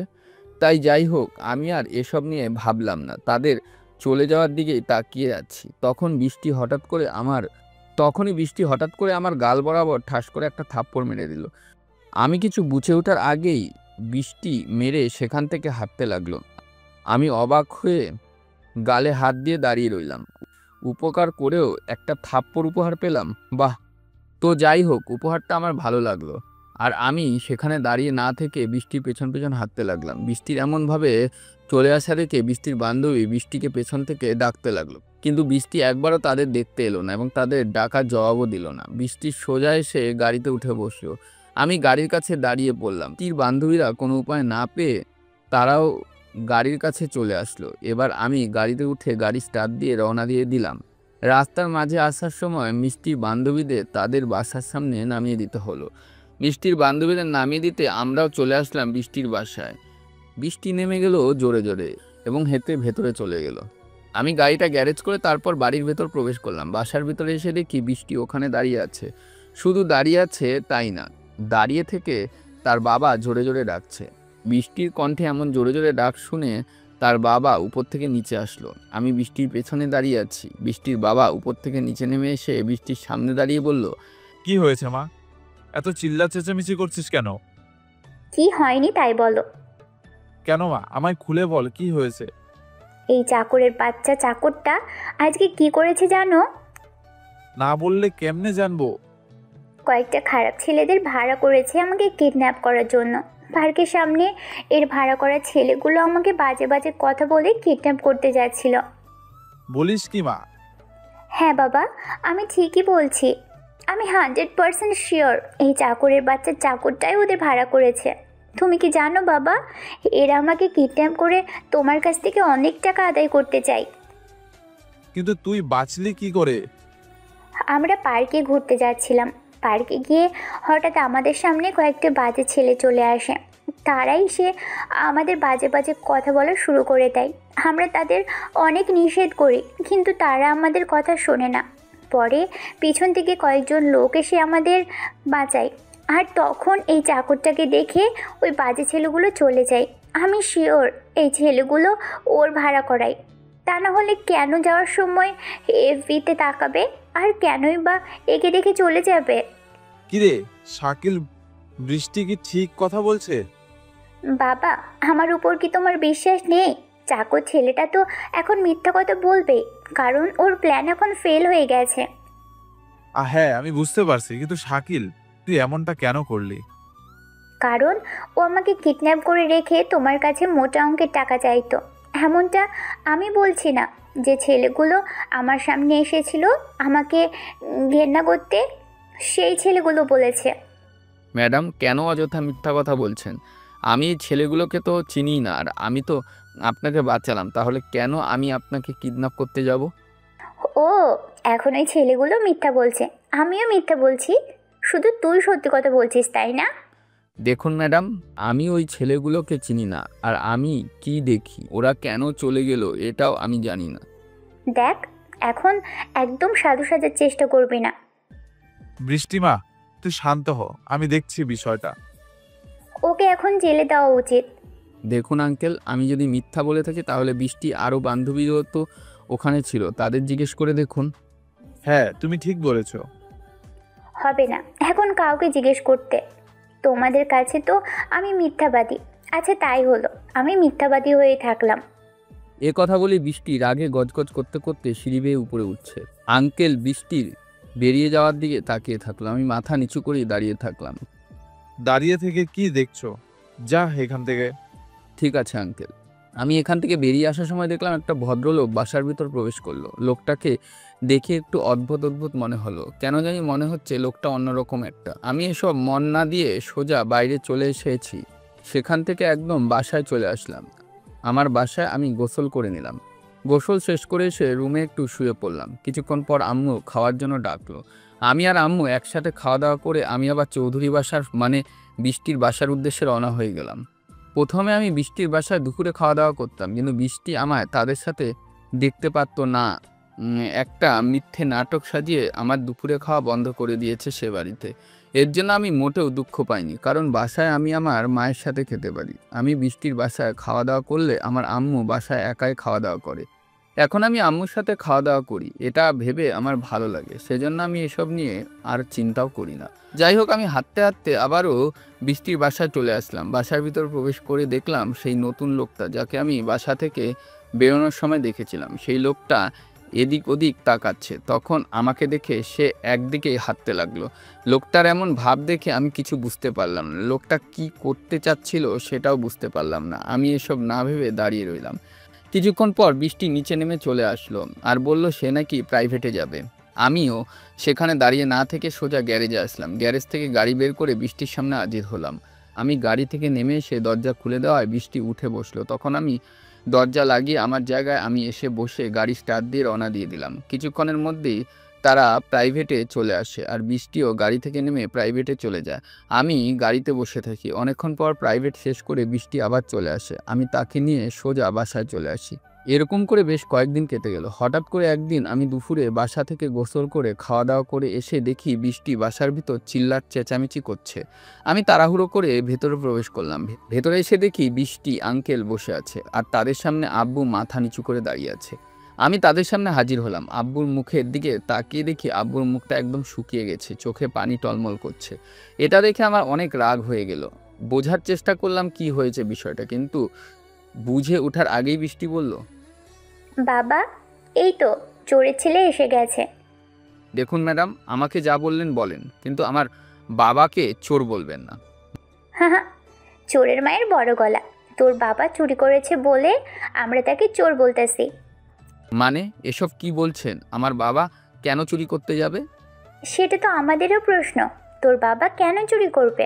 আমরা তোর বাবাকে এত টাকা দিয়ে চাকরিতে রেখেছি, তবুও তোর বাবা কেন চুরি করলো? প্লিজ ম্যাডাম, আমার বাবার সম্পর্কে এরকম বাজে কথা একটাও বলবেন না। এই চোরের বাচ্চা চোর, একদম চুপ থাক। আমায় কিডন্যাপ করে টাকা নেওয়ার প্ল্যানটা খুব ভালো ছিল, কিন্তু সেটা যখন কাজে লাগলো না, তখন তোর বাবাকে চুরি করতে লাগিয়ে দিলি। দেখুন ম্যাডাম, আমরাও গরিব হতে পারি কিন্তু চোর না। চুপ কর তোরা, ওসব অনেক ডায়লগ শুনেছি। বাবা, এবার তুমি পুলিশকে ফোন করো। আপনারা এসব কি বলছেন? আমি তো কিছুই বুঝতে পারছি না। হ্যাঁ শাকিল, তোমার বাবাকে আমার অনেক বিশ্বাস করতাম, অনেক সম্মান করতাম, কিন্তু তোমার বাবা আজকে আমাদের বাসা থেকে ঢাকা শহর সোনা দানা চুরি করলো। দেখুন, আপনাদের কোথাও ভুল হচ্ছে। আমার বাবা চুরি করতে পারে না, আমার বাবা চোর না। আমিও বিশ্বাস করিনি, কিন্তু হাতে নাতে ধরা পড়েছে, আর এখন তো নিজেই মুখেও স্বীকার করেছে। আব্বু, কি শুনছি আমি এসব? তুই যা শুনেছিস সব কিছু সত্যি। না, আমি এসব বিশ্বাস করি না। আমার বাবা চুরি করতে পারে না। আমিও বিশ্বাস করিনি, কারণ তোমার বাবাকে আমার অনেক বিশ্বাস করতাম।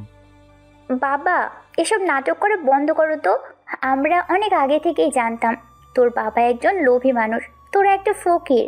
কিন্তু যখন তোর বাবা আমার বাবার কাছে এসেছিল, তোর জন্য চাকরির অনুরোধ করলো, অনেক হাতে পায়ে ধরলো, তখন আমার বাবা রাজি হয়ে যায়। আর তোর বাবা বলে তোর সামনে যেন আমরা তোর বাবাকে কোনো খারাপ কথা না বলি, এটা তার অনুরোধ ছিল। তাই আমরা তোর সামনে এমন নাটক করেছি, যাতে তোর মনে হয় তোর বাবাকে আমরা অনেক বিশ্বাস করি। আর এটার সুযোগ নিয়ে তোর বাবা আমাদের বাসায় চুরি করলো। কি বলছেন এসব? হ্যাঁ, তোর বাবা একটা চোর। না, আমার বাবা চোর না, আমি বিশ্বাস করি না। তোর বাবা চোর আর তুইও চোর। বাবা ছেলে মিলে আমাদের সম্পত্তি হাতিয়ে নিতে চেয়েছিলি, কিন্তু আমরা তোদের কখনো সফল হতে দেব না। বাবা, পুলিশের হাতে দাও। দেখুন, আপনাদের কোথাও ভুল হচ্ছে। আমার বাবা চুরি করতে পারে না। চোরের মায়ের বড় গলা। তোর এসব সিনেমার ডায়লগ এখন শোনার মতো সময় নেই। আব্বু, তুমি বলো না তুমি নির্দোষ, তুমি চুরি করনি। হ্যাঁ রে, আমি চুরি করেছি। এসব তুমি কি বলছো আর কেন বলছো? জানি না এখন। আব্বুর কথা শুনে আমার জবাব বন্ধ হয়ে গেল। কি করব কিছুই বুঝতে পারছি না। আমার বিশ্বাস আমার বাবা কখনো চুরি করতে পারে না। নিশ্চয়ই আমার বাবাকে এরা ফাঁসাচ্ছে, কিন্তু বাবা নিজের মুখেই তা স্বীকার করছে। তাহলে এর ভেতরে অন্য কিছু আছে। আমি জোর গলায় বলতে লাগলাম আমার বাবা চোর না, কিন্তু এছাড়াও আমাদের চোর বলে অনেক কিছু বলে অপমান করলো। বৃষ্টির সাথে সাথে আঙ্কেল আমাদের অনেক অপমান করলো। আমি গলা ফাটিয়ে বলছি আমরা চোর না, কেউ আমাদের কথা শুনছেও না। বৃষ্টি একজন কাজের লোককে ডাক দিল আর তাকে একটা লাঠি নিয়ে আসতে বলল। একটা বিশাল লাঠি নিয়ে আসলো আর সেটা দিয়ে আমাকে মারতে লাগলো। আমি চুপচাপ সব কিছু সয়ে নিলাম, কিন্তু যখন আমার বাবাকে মারতে গেল তখন আমার অনেকটাই রাগ ধরে গেল। আমি বৃষ্টির হাতের লাঠি ধরে বৃষ্টিকে ঠাস করে একটা থাপ্পড় মেরে দিলাম। এটা দেখে বৃষ্টি অনেক অবাক হয়ে গেল। ভাবতেও পারিনি আমি তাকে মারবো। মারতেছে, আমি কিছু বলিনি, কিন্তু আমার বাবাকে মারবে এটা আমি মানতে পারবো না।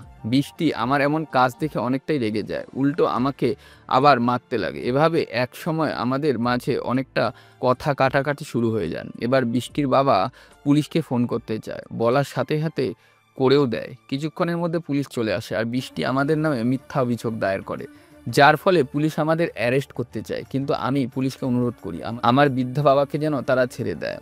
আমার যত শাস্তি দিবে আমি মাথা পেতে নেব, কিন্তু পুলিশ কিছুতেই আমার কথা শুনে না। তারা আমাকে আর আব্বুকে অ্যারেস্ট করে থানায় নিয়ে চলে আসে। জেলখানার ভিতর বসে থেকে আমি শুধু একটা কথাই ভাবি, আব্বু কি সত্যি কিছু চুরি করেছে? কিন্তু এটা কি করে সম্ভব? আমার বাবা কিছুতেই চুরি করতে পারে না। আমার মাথায় এক বিশাল চিন্তা এসে জমা হয়, আর বৃষ্টির প্রতি প্রতিশোধের আগুন জ্বলে উঠছে। কিন্তু আমি কি করে প্রতিশোধ নেব? আমরা তো গরিব আর ওরা তো বড়লোক। আমি বসে বসে এসব ভাবছি, তখন আব্বু আমায় ডাকলো। আমি আব্বুর দিকে তাকিয়ে দেখি আব্বু চোখে পানি। আরে আব্বু, কান্না করছো কেন? বাবা, আমার পাপের ফল তোকে পেতে হচ্ছে বাবা। আব্বু, তুমি সত্যি করে বলো তো তুমি চুরি করোনি? হ্যাঁ বাবা, আমি চুরি করি নাই। আমি দুপুরে কাজ করার সময় চৌধুরী সাহেবের রুমে যেতেই দেখি বৃষ্টির মামা চৌধুরী সাহেবের ড্রয়ার থেকে টাকা আর গহনা নিয়ে নিচ্ছে, কিন্তু আমায় দেখতে পায় না। তারপর সে সেগুলাকে জানালা দিয়ে বাইরে ফেলে দেয়। তখন আমি তার কাছে যাই, আর আমি তাকে কিছু বলার আগেই সে আমার পায়ে পড়ে যায় আর আমার কাছে তার জীবন আর সম্মান ভিক্ষা চায়। এমন পরিস্থিতিতে আমি কি করতাম বল? কি আজব দুনিয়া! যাদের জন্য তুমি তোমার জীবন দিয়ে দিলে তারাই তোমাকে চিনলো না। হ্যাঁ রে বাবা, টাকার কাছে সততা একদম তুচ্ছ। আমি এর প্রতিশোধ নিবই, কিন্তু আগে জেল থেকে বের হতে হবে। চিন্তা করো কেন, আমি তো আছি। হঠাৎ এমন কথা শুনে সামনে তাকিয়ে দেখি রুমা হেঁটে হেঁটে আসছে। আমি তার দিকে তাকিয়ে কিছুটা অবাক হয়ে গেলাম। রুমা, তুমি? কেন আসতে পারি না নাকি? আসলে আমাদের মতন গরিবদের বিপদে কেউ এগিয়ে আসে না। এভাবে বলছো কেন? তুমি কেন এসেছো বলো? তোমাদের মুক্তি করিয়ে নিতে। কিন্তু এটা করে তোমার কি লাভ? লাভটা না হয় পরে শুনে নিও। দেখো, আমি তোমাদের মতন মানুষকে ঘৃণা করি, যারা নিজের স্বার্থের জন্য অন্যকে ব্যবহার করে। সবার স্বার্থের পাগল নয়, কেউ কেউ ভালোবাসার পাগলও থাকে। মানে? না কিছু না। তোমাদের মতন বড় লোকদের আমার বিশ্বাস করতেও ভয় হয়। বিশ্বাস করতে বলবো না, কারণ আমি জানি তুমি এখন কতটা আঘাত পেয়ে আছো। তুমি এখান থেকে চলে যাও। তুমি বৃষ্টির উপর প্রতিশোধ নিতে চাও, যার জন্য প্রথমে এখান থেকে বের হতে হবে। হুম। তো বের হয়ে আসো, আমার স্বার্থটা না হয় সময় হলে জেনে নেবে। তবে হ্যাঁ, আমি জোর দিয়ে এটুকু বলতে পারি, তোমার সাথে বেইমানি করব না। তুমি একদিনের হলেও আমার বন্ধু, আর আমরা গরিবরা বন্ধুদের মর্যাদা দিতে জানি। আমার বাবা উকিল নিয়ে আসছে, তোমরা বেরিয়ে আসো। তবে হ্যাঁ, একটা কথা, তুমি যে আমাকে জেল থেকে বের করেছো এটা আর দ্বিতীয় কেউ যেন না জানে। ওকে, তোমার ইচ্ছে। হুম। এবার তো বের হও। তারপর আমি আর আব্বু জেল থেকে বেরিয়ে পুলিশ অফিসারের কাছে চলে আসলাম। এসে যা যা করার ছিল সবকিছু করে মুক্ত হলাম। শোনো, দরজার একদম বাইরে গাড়ি দাঁড় করা আছে, তুমি আর আঙ্কেল গাড়িতে বসো। রুমার কথা অনুযায়ী আমি গাড়িতে উঠে বসলাম। আমি পেছনে উঠলাম। আমার পাশে আব্বু আর ড্রাইভার হিসেবে রয়েছে রুমা। আমি এটা দেখে অবাক হলাম, বড়লোকের মেয়ে হয়েও ড্রাইভারি করে। তো যাই হোক, আমরা রওনা দিয়ে দিলাম। কিছুক্ষণের মধ্যে রুমার বাসায় এসে পৌঁছে গেলাম। এখানে এসে তো আমি সেই লেভেলে অবাক। বৃষ্টিদের বাসার থেকে রুমাদের বাসা অনেক সুন্দর। আমরা গাড়ি থেকে নেমে সোজা ভিতরে চলে গেলাম। রুমার বাবার সাথে আমরা পরিচিত হয়ে নিলাম। রুমার মায়ের সাথেও পরিচিত হলাম, কিন্তু রুমার মাকে দেখে আমার মায়ের কথা মনে পড়ে গেল। না জানি কতই না কান্না করেছে, না জানি কি করছে আমার মা, কতই না কষ্ট পাচ্ছে। এই যে স্যার, মন খারাপ করার প্রয়োজন নেই, তোমার মা এখানেই আছে। আন্টি, কোথায় আপনি? আপনার ছেলে এসছে। রুমার এমন কথা শোনার জন্য আমি মোটেও প্রস্তুত ছিলাম না। কেমন যেন ভ্যাবাচাকা খেয়ে গেলাম। আর এদিকে আম্মু ভিতর থেকে বেরিয়ে আসলো। আম্মু, তুমি? বাবা তোরা এসেছিস? জানিস আমি কত কান্নাকাটি করেছি। আরে আম্মু, কিচ্ছু হবে না, আমাদের রুমা। বলো। তুমি আমাদের মুক্তি দিয়েছো, এটার জন্য আমরা অনেক কৃতজ্ঞ। কিন্তু এবার আমায় প্রতিশোধ নেওয়ার পালা। আমাদের তোমাকে সাহায্য করার মতো ক্ষমতা নেই, কারণ আমাদের কোম্পানি এখন বন্ধ, আর এই বন্ধটাও করছে ওই চৌধুরী সাহেব। আমাকে একটা সাহায্য করবে? কি সাহায্য বলো? তুমি আমাদের মুক্তি দিয়েছো, এবার শুধু একটা উপকার করবে। হ্যাঁ বলো। তোমাদের ওই বন্ধ হয়ে থাকা কোম্পানিটা আমার চাই। আমি আবার নতুন করে ওটা চালু করব, আর আমি দেখিয়ে দেবো আমারও কিছু কম নেই। কিন্তু শাকিল, আমাদের কোম্পানি অনেকদিন হলো পড়ে আছে, লোকসান হওয়ার পর থেকে পড়ে আছে, তুমি কি করবে ওটা দিয়ে? ওটা আমার উপর ছেড়ে দাও। তোমার বাবাকে বলে শুধু এইটুকু উপকার করো। আমি আমার প্রতিশোধ নেওয়ার পর আমি তোমাদের সবকিছু ফিরিয়ে দেব। আচ্ছা ঠিক আছে, আমি বাবাকে বলে দিচ্ছি, তুমি গোসল করে ফ্রেশ হয়ে নাও। ওকে। আমি গোসল করে নিলাম, আর রুমা তার বাবাকে অনেক কিছু করে রাজি করালো। আর আমি শুরু করলাম আমার নতুন বিজনেস, কিন্তু নাম গোপনে রাখলাম। নাম গোপনে রেখে আমার কাজ আমি চালিয়ে গেলাম। প্রথমে কোম্পানিতে নতুন নতুন শ্রমিক যোগদান দিল, কাজ শুরু করলাম। আস্তে আস্তে তা বাড়াতে থাকলাম। অনেক কষ্টের পর কোম্পানিটা রানিং করে তুললাম। এবার আমার টার্গেট হচ্ছে চৌধুরী কোম্পানি। যেই করেই হোক চৌধুরী কোম্পানির উপরে উঠতেই হবে। আমি কাজ করতামই, কিন্তু আমার পেছনে আমার বুদ্ধি দেওয়ার জন্য রুমার বাবা সব সময় থাকতো। আমি যে কোনো সিদ্ধান্ত নিলে আগে রুমার বাবাকে জানাই। রুমার বাবা যদি রাজি হয় তাহলে আমি কাজ করি। এভাবে আমি আস্তে আস্তে সামনে এগোতে লাগলাম। আর আমায় সাহস দেওয়ার জন্য রয়েছে রুমা। দিনের মধ্যে একবার হলেও অফিসে আসবে, আমার সাথে ফাজলামি করে আবার চলেও যাবে। তার সাথে ফাজলামি করলে মনটা জানি এমনিতেই ভালো হয়ে যায়, ফুরফুরে হয়ে যায়। কারণটা আমি অনেক খুঁজেও বের করতে পারিনি। আজকে সকালে আমি অফিসে এসেছি, কাজের চাপ থাকায় দুপুরে খেতেও যাইনি, অফিসে বসে কাজ করছি। তখন দরজা খুলে চলে আসলো। অফিসে কেউ আসলে আমি মুখ লুকিয়ে তার সাথে কথা বলি, আমার চেহারা আর নাম দুটোই গোপন করি। কিন্তু রুমা যখন আসে তখন আমি বুঝিয়ে দিই রুমা আসছে। কি গো স্যার, এত কাজ করে কি হবে? হ্যাঁ, অনেক কিছুই হবে। তোমার তো বউ নাই যে বউ খাবে। তাই তো, কিন্তু বউ করতে কতক্ষণ? এখনই করে নাও না। না, এখন না, পরে। মানে বিয়ে খাওয়ার জন্য আর কত অপেক্ষা করতে হবে? বেশি দিন নয়। কাজ রেখে এবার খেয়ে নাও, খাবার নিয়ে এসছি। আরে রুমা, আরেকটু 1 মিনিট কাজ করলে হয়ে যাবে। 1 মিনিট কেন, তুমি আর 1 সেকেন্ডও কাজ করবে না। খেয়ে নাও বলছি। প্লিজ আর 1 মিনিট। আমি বলছি না আর 1 মিনিটও না। কাজের সময় এমন করে বিরক্ত করছো কেন? আমার কথা শুনে কোনো কথা বলল না, সোজা আমার হাত টেনে পাশের টেবিলে গিয়ে বসলো। আমি আর কিছু বললাম না, ইচ্ছে না থাকা সত্ত্বেও খেয়ে নিলাম। এমনি তো আমার অনেক খিদা লেগেছে, কিন্তু কাজ রেখে খেতে মন চাচ্ছিল না। এখন রুমা এসে জেদ করলে তখন আর না খেয়ে থাকতে পারলাম না। তা খাওয়া দাওয়া শেষ করে আবার কাজে মন দিলাম। রুমা আমার সাথে কিছুক্ষণ বসে থেকে গল্প করে বাসায় চলে আসে। আমিও মন দিয়ে কাজ করতেই থাকলাম। এভাবে চলছিল আমাদের দিন। আমি মন দিয়ে আমার বিজনেসটা এগিয়ে নিয়ে যাওয়ার জন্য ব্যস্ত হয়ে পড়ি। আমার মনে শুধু একটাই চিন্তা, যে করেই হোক চৌধুরী কোম্পানিকে হারাতে হবে, চৌধুরী কোম্পানির উপরে উঠতেই হবে আমাকে। আমি দিনরাত সমান করে অফিসের কাজ করা শুরু করে দিই, শ্রমিক আরও কয়েক গুণ বাড়িয়ে দিই, যাতে কাজ একটু বেশি করেই হয়। দেখতে দেখতে এক সময় চৌধুরীর কোম্পানিকে আমি হার মানাতে সক্ষম হই। চৌধুরী কোম্পানির উপরে উঠে যায় আমার কোম্পানি। আমার কোম্পানির উপরে নাম ছিল। এভাবে কয়েকদিন পার করে দিই। আমার টার্গেট এখনও শেষ হয়নি, টার্গেট এখনও আরও উপরে। আর সেই অনুযায়ী আমি কাজ চালিয়ে যাই। একদিন হঠাৎ করে তাদের কোম্পানির উপর কোনো কোম্পানি না আসায় চৌধুরী সাহেবের একদম চিন্তায় পড়ে যায়। আমি কাজ থামিয়ে না রেখে চালিয়ে যাই। এভাবে একসময় দেখা গেল কোম্পানির নাম আস্তে আস্তে তলিয়ে যাচ্ছে। এটা থেকে আমি খুশিও হই, কারণ আমি তো এটাই চেয়েছিলাম।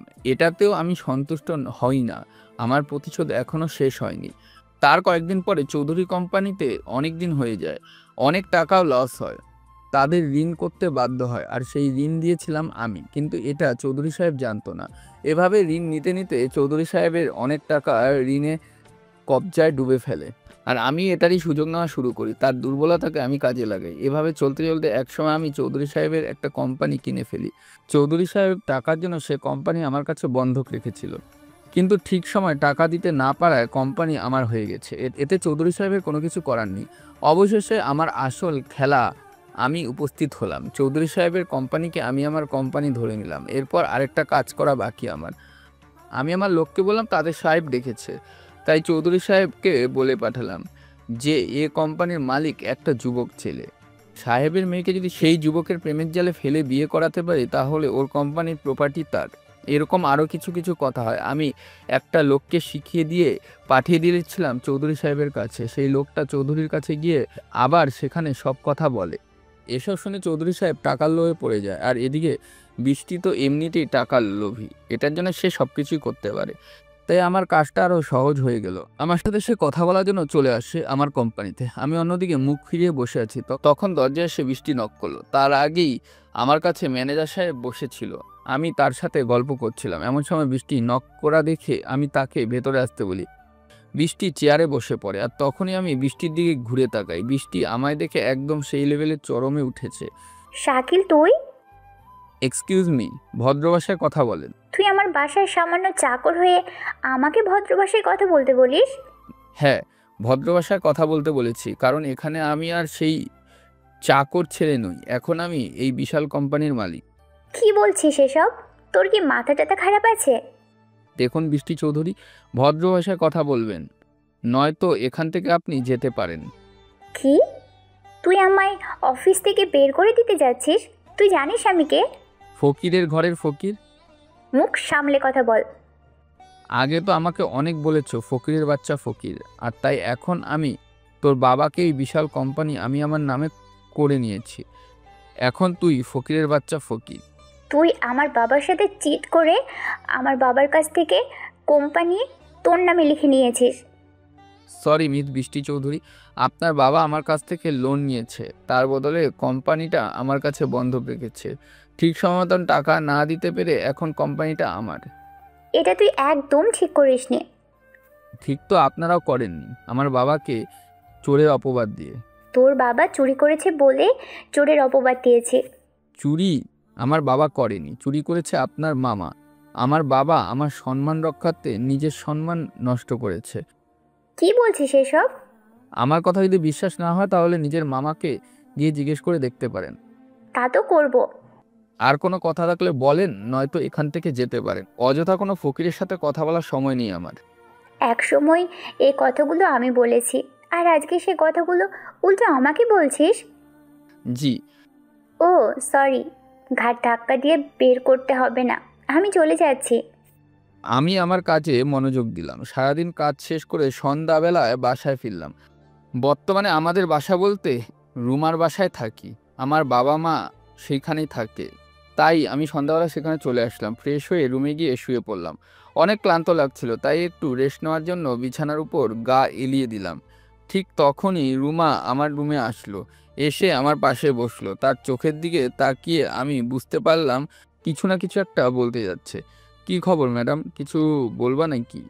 বলতে তো অনেক কিছুই চাই, কিন্তু পারি না। বলো, কি বলবা, আমি শুনতে রাজি আছি। শুনলাম আজকে অফিসে নাকি বৃষ্টি এসেছিল। হ্যাঁ, আসছিল। তুমি ওর সাথে কথা বলেছো? হ্যাঁ বলেছিল তো, কিন্তু কেন? না, তুমি ওর সাথে কথা বলবে না। অনেক খারাপ মেয়ে, তোমায় ভুলিয়ে ভালিয়ে আবার ওর কাছে টেনে নেবে। কেন? ওর কাছে গেলে সমস্যা কি? তোমার কোনো সমস্যা নেই, কিন্তু আমার সমস্যা আছে। তোমাকে ছাড়া আমি বাঁচব না। কেন বসবে না? তোমার কি কোনো অসুখ হয়েছে নাকি? একবার অসুখ হয়েছে, সেই অসুখ তুমি ছাড়া কেউ ভালো করতে পারবে না। তোমাকে কাছে পেলে সেই অসুখ ভালো হয়ে যাবে। কি বলতে চাও, ক্লিয়ার বলো। ক্লিয়ারলি বলছি না তোকে? কি করে বলছি? হ্যাঁ, তুই জানিস না বৃষ্টি অনেক খারাপ? বিশেষত কথা বলছে, সেটা শুনেই তো আমার ভয় পেয়ে গেছে। কেন, তোমার বাবা ভয় পাবে নাকি? কারণ আমি তোমাকে ভালোবাসি। আমি চাই না তুমি আমার বৃষ্টির কাছে যাও, তুমি শুধু আমার কাছে থাকো। কি বলছো, আরেকবার বলো। আর বলবো না, যা। এ কথা বলে রুমা সেখান থেকে চলে গেল। আমি মুচকি মুচকি হাসলাম। অবশেষে আমার মনের কথা শুনেই নিল। আসলে আমি তাকে অনেক পছন্দ করি, হয়তো ভালোবাসি, কিন্তু তোমার মনের কথাটা শুনতে চেয়েছিলাম। তো যাই হোক, পরের দিন আমি আবার অফিসে চলে আসি। তখন আমি ম্যানেজারের সাথে মিটিং করছি। সবাই বৃষ্টি চলে আসার সাথে আমার সামনেও দাঁড়িয়েছিল। আমি দাঁড়িয়ে উঠে পূজা বৃষ্টির গাল বরাবর ঠাস করে একটা থাপ্পড় মেরে দিলাম। আমার এখানের কাজ দেখে বৃষ্টিসহ সকল শ্রমিকরা অবাক হয়ে যায়। তুই কি চোখে দেখিস না, দেখতে পাচ্ছিস না আমি এখানে কথা বলছি? এর মাধ্যমে তুই কেন এসে এখানে দাঁড়িয়ে থাকবি? সরি। রাগ তোর সরি, যা এখান থেকে। বৃষ্টি সেখানে দাঁড়িয়ে থাকলো না, অফিস থেকে বের হয়ে চলে গেল। আমি কিছুটা হালকা হলাম। ঠিক এভাবে সবার সামনে থাপ্পড় মারে এবং অনেক অপমানও করেছিল। আজকে আমি তার প্রতিশোধ নিলাম। তারপর আমি অফিসের কাজে আবার মনোযোগ দিই। এভাবেই আমার দিন কাটছিল। হঠাৎ একদিন সন্ধ্যাবেলা আমি অফিস থেকে বাসায় ফিরি। বাসায় এসে দেখি বৃষ্টি আর তার বাবা বসে আছে। আমি দরজা থেকে দেখতে পাই বৃষ্টির বাবা আমার বাবার হাত ধরে ক্ষমা চাচ্ছে, আর আমার বাবা বৃষ্টির বাবাকে নিষেধ করছে। আমি কিছু বুঝে উঠতে পারলাম না। আমার আব্বু চৌধুরী সাহেবকে সম্মান দিয়ে বসিয়ে রাখলো। এমন সময় আমি ভেতরে ঢুকে যাই। তখন বৃষ্টি আমাকে দেখে মুচকি একটা হাসি দিল। আমি তার দিকে তাকালাম না, সোজা উপরে চলে গেলাম। ফ্রেশ হয়ে নিচে নেমে আসলাম। আব্বুর পাশে গিয়ে বসলো। সেখানে সবাই বসেছে, আমার বাবা মা, রুমানার বাবা মা, আর বৃষ্টির সহ বৃষ্টির বাবা মা। শাকিল, আমাদের অনেক বড় ভুল হয়ে গেছে, তুমি আমাদের মাফ করে দাও বাবা। মাফ আমার কাছে চাবেন না, আমার বাবার কাছে চান। আমার বাবাকে আপনারা যেভাবে অপমান করেছেন, আজকে যদি আমি ঠিক এভাবে আপনাদের অপমান করি? শাকিল, কি হচ্ছে এসব? চুপ করো। ওসব দিনের কথা আমি এখনো ভুলই নাই আব্বু। তোমার বাবার কাছে আমি মাফ চেয়ে নিচ্ছি, দরকার হলে পায়ে পড়ব। আরে বড় সাহেব, কি যে বলেন না, আপনি আমার মালিক, আমি আপনার চাকর, এসব কি বলেন? তাহলে আমার আরো একটা ভালো সম্পর্ক দিয়ে আরো বেশি আপন হতে পারি। কি সেটা? তোমার ছেলের সাথে আমার মেয়ের বিয়ে দিয়ে। সম্পর্কটা অনেক ভালো। আজকে আমাদের টাকা আছে বলে তারাই কথা বলছে, টাকা না থাকলে এসব কিছু বলতো না। শাকিল, তুই চুপ কর, আমি কথা বলছি তো। আমার মেয়ে রাজি আছে, সে তার ভুল বোঝার পর থেকে শাকিলকে ভালোবাসে। তাহলে তো হয়ে গেল, আমরাও রাজি। আব্বু, যারা আমাদের খারাপ সময় আমাদের অপমান করেছে, অপবাদ দিয়েছে, তারা আজ আমাদের খারাপ সময় এসে ভালো কথা বলছে। তুমি বিশ্বাস করে নিলে তাতেই। আর যে মানুষটা আমাদের খারাপ সময় আমাদের পাশে দাঁড়িয়েছে, আমাদের সাহস হয়ে আমাদের সাথে থেকেছে, যার জন্য আমি আজকে এখানে, তার কথা তুমি একবারও ভাবলে না? তুই কি বলতে চাচ্ছিস? রুমা রুমা রুমার কারণে আজ আমি এখানে।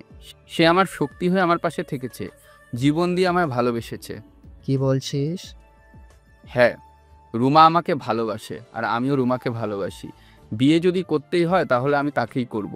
এদের মতন রূপ বদলানো কীটপতঙ্গকে নয়। হ্যাঁ বাবা, আমি বুঝতে পারিনি। আমি জানতাম না যে রুমা তোকে ভালোবাসে। এই যে মিস্টার চৌধুরী সাহেব, এই মুহূর্তে আমার বাসা থেকে বেরিয়ে যান, আর কখনো আমাদের সামনে আসবেন না। দয়া করে আপনাকে এখানেই আমি ছেড়ে দিলাম, নয়তো আমি আপনাকে পথের ভিখারি করে ছাড়তাম। আমার এমন কথা শুনে চৌধুরী সাহেব আর বৃষ্টি সেখান থেকে বেরিয়ে চলে গেল। তখন রুমা দৌড়ে এসে আমায় জড়িয়ে ধরল। I love you. I love you too. হয়েছে হয়েছে, বাকিটা পরে। আব্বুর এমন কথা শুনে রুমা অনেক লজ্জা পেল, আমার বুকে মুখ লুকালো। আমি আর কিছু বললাম না। থাক না, পাগলিটা আমার বুকেই।